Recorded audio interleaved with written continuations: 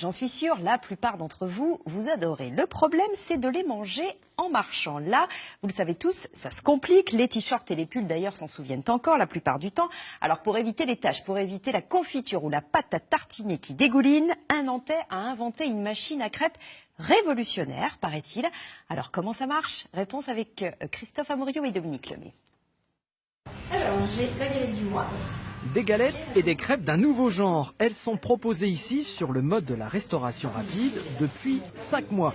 Elles ont une particularité unique. Elles ne sont ni pliées ni roulées. Elles sont hermétiquement soudées en triangle.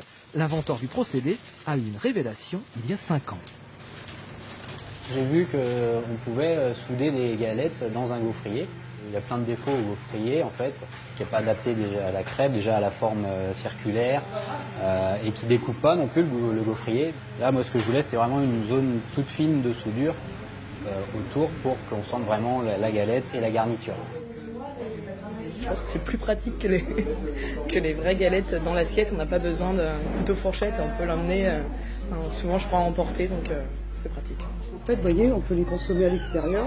Ça coule pas, on est propre. C'est vachement plus croustillant en fait, je trouve, sur un côté, et c'est vachement pratique par exemple à emmener et à manger plus que des crêpes à emporter dans des assiettes ou dans des petits cartons qui sont pliés ou des fois c'est pas très pratique.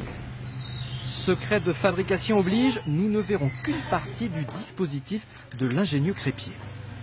Je pose mon croisillon sur le bilig, la crêpière utilisée en crêperie. Ensuite, je pose une première couche de galettes. Ensuite, je mets la garniture dans les compartiments qui apparaissent, là, dans les croisillons. Je recouvre encore avec une couche de galette et je viens presser pendant 2 minutes 30. Une galette avec de la feta, par exemple, baptisée David Feta, ou encore une crêpe au miel, baptisée Miel Gibson. C'est l'autre touche d'inventivité du chef et de sa compagne, une carte au nom de Star. Et les clients peuvent même inventer le nom d'une crêpe ou d'une galette chaque mois.